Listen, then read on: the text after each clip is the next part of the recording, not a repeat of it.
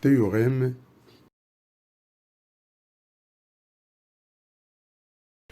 L'exercice 3. On considère un pendule pesant, constitué d'une plaque homogène de forme carrée, de côté 2B, de centre de gravité G, de masse petit m situé dans le champ de pesanteur d'accélération G suivant l'axe vertical OX. Elle est suspendue au milieu de l'un de ses côtés, ici, et réalise dans le repère galiléen ROXYZ des oscillations autour de sa position d'équilibre sans frottement. Pour une position quelconque, la plaque est repérée par l'angle θ, que forme la droite OG avec la verticale OX. On donne le moment d'inertie de la plaque par rapport à l'axe OZ, J est égal à 5mb au carré sur 3. La question 9. Exprimer l'énergie potentielle E de la plaque en fonction de petit m, G, B et θ. On prendra E0 est égal à 0 pour θ égale à 0. La question 10. Exprimer son énergie cinétique EC et son énergie mécanique EM en fonction de B, M, G, θ et θ point, c'est-à-dire la dérivée, c'est-à-dire la vitesse angulaire. Donc la question 11, si à l'instant initial, la plaque est lâchée son vitesse initiale à partir de l'angle θ, déterminez la vitesse maximale de son centre de masse en fonction de B, G et θ max, ça c'est θ max. En utilisant la loi de conservation de l'énergie mécanique, établir l'équation différentielle du mouvement de la plaque. Dans la suite, pour la question 13 et 14, on considère les petites oscillations de la plaque, c'est-à-dire on va prendre cosinus carré de θ est égal à 1 moins θ au carré sur 2, et sinus de θ à peu près est égal à θ, parce que θ c'est petit. Donc on donne θ de m est égal à pi sur 20 et b est égal à 0,1 mètre et g est égal à 10 mètres par seconde carré. La question 13, calculer la période t du mouvement de la plaque autour de sa position d'équilibre. Déterminer l'équation horaire du mouvement de la plaque avec application numérique. Donc la question 14, exprimer puis calculer les composantes tangentielles et normale de l'accélération du centre de gravité G à l'instant t est égal à la période sur 4. La question 15, exprimer puis calculer les coordonnées de R, c'est-à-dire tangentielle et normale de la force du support sur la plaque au point O à l'instant t est égal à la période sur 4.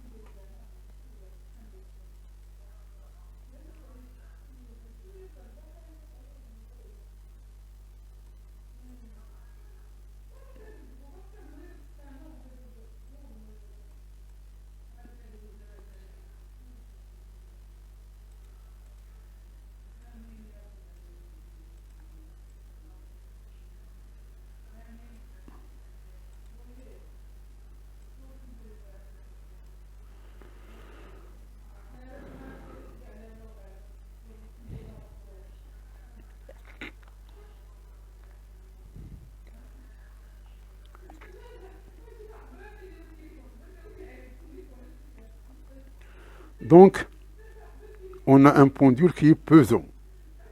Donc, ça, c'est le moment d'inertie. Donc, l'énergie potentielle à l'instant 0, c'est 0 pour θ égale à 0. On a ça, c'est pour la question 13 et 14. Donc, l'énergie potentielle, ça s'écrit comme cette façon ici. Puisque ça c'est une pendule. Donc, en position d'équilibre, elle était ici. Puis, elle était se lever, elle vient ici. C'est-à-dire, il y a une dénivellation. C'est ça ce qu'on tire. C'est-à-dire, est égal à mg fois cette distance-là. Cette distance-là, ça c'est L. Et ça, c'est L cosinus θ. C'est-à-dire ce qui reste, c'est L moins L cosinus θ. D'où l'énergie potentielle est égale à mg qui multiplie B, puisqu'ici c'est B. Ça, c'est B. Ça, c'est 2B. Donc ça, c'est B. Donc mgb, facteur de 1 moins cosinus θ. Donc ça, c'est l'énergie potentielle. Donc c'est cette même expression ici. C'est-à-dire que la bille, il faut compris, puis il y a un angle ici. C'est comme cette partie-là. Donc il était ici, puis il était écarté.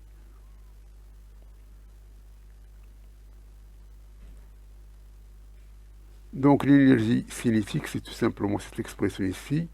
Donc on a 1 demi G θ point. Donc J, on va la remplacer par son expression ici. On aura cette équation ici. L'énergie mécanique, c'est la somme des deux. Donc elle a cette expression ici.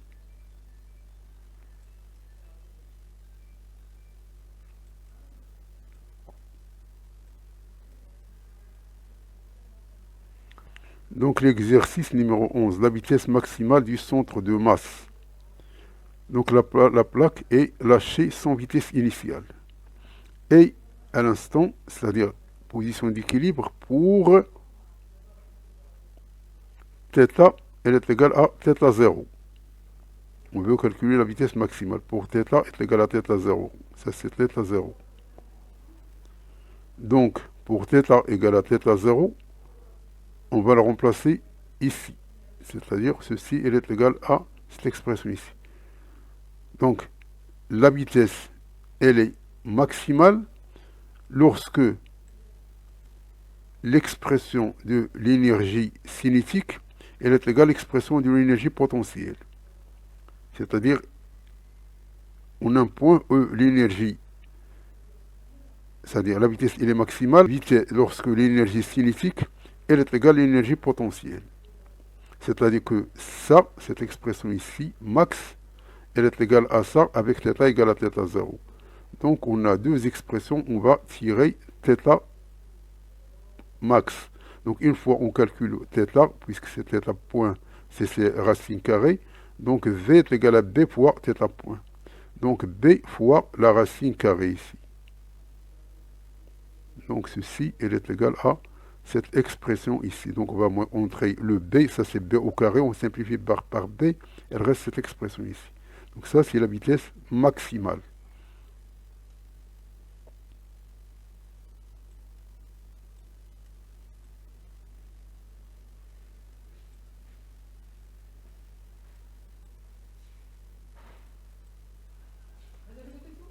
L'exercice numéro 12, on va prendre l'expression de l'énergie mécanique, puisqu'elle est conservative, donc tout simplement on va dériver. Donc dériver de l'énergie mécanique est égal à 0. Donc on va dériver cette expression ici pour trouver l'équation de... Donc on a ici, on va mettre θ point en facteur, puisque c'est ça est égal à 0, donc on va trouver cette expression ici. Donc on va donner une équation différentielle.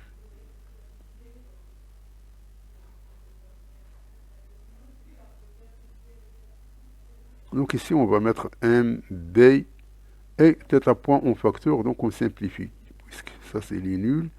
Donc il reste tout simplement cette expression ici. Et dans cette expression ici, on va intervenir ces termes ici.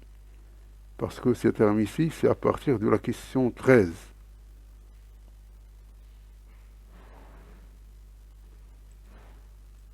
Donc maintenant, on est à l'expression 13.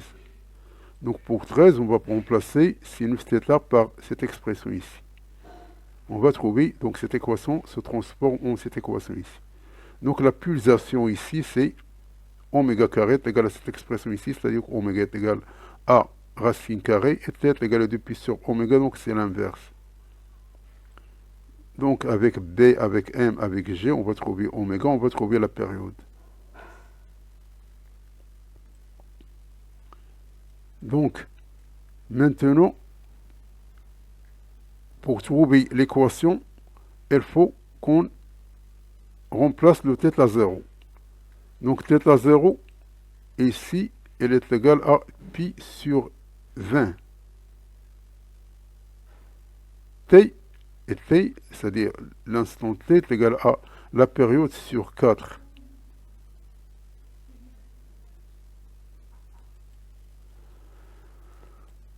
Donc, on a θ de t, elle est égale à pi sur 20 cosinus de oméga de t, qui est égal à cette expression ici. Donc ça, c'est θ.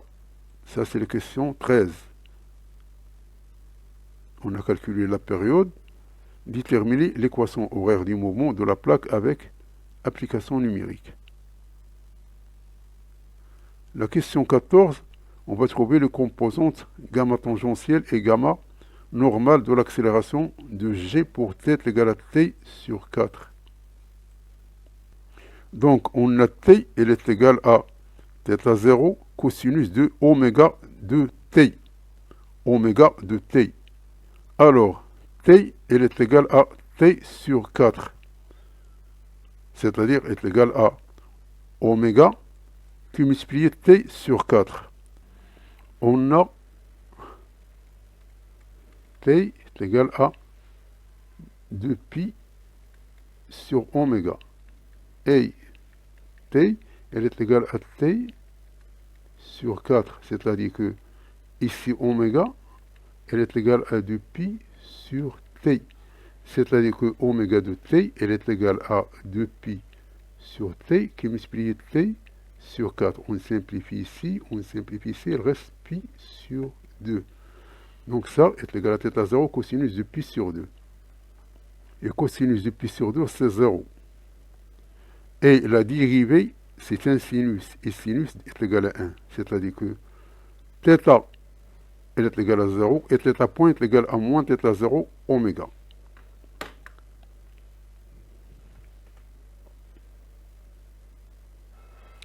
L'accélération de g, c'est un mouvement circulaire de rayon d à une composante tangentielle gamma, gamma.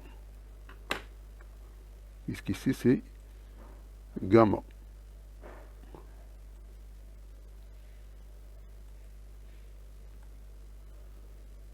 Donc l'équation différentielle donne cette équation ici, donc ça c'est trouvé déjà. Et ça, donc on a θ égale à 0, donc on a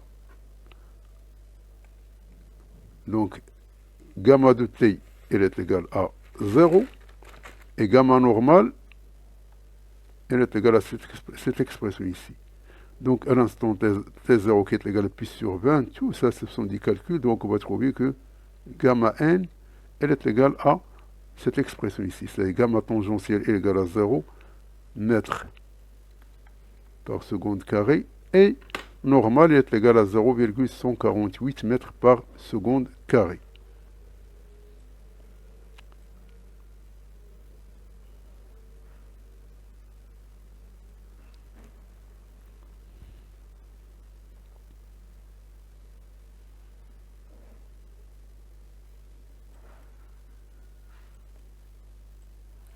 La question 15, toujours à t est égal à t sur 4. Toujours ici, on a t est égal à t sur 4. Donc on veut calculer les composants de la réaction au point O.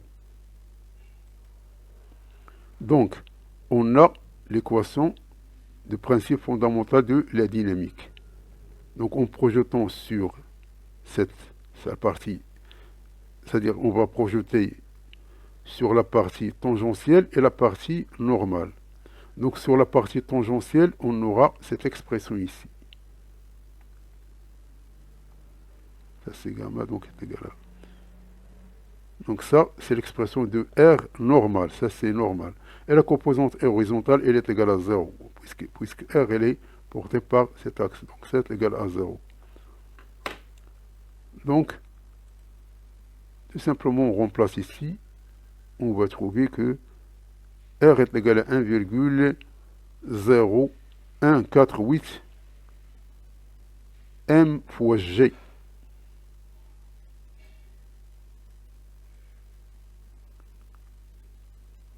Donc, ça c'est Rn et ça c'est tangentiel.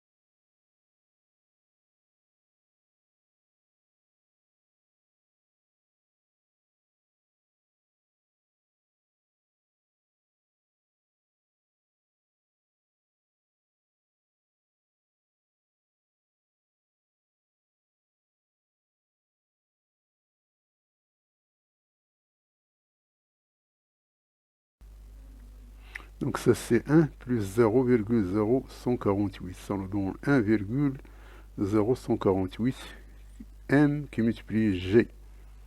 C'est pas milligrammes ça. Ça c'est la masse fois la constante de pesanteur.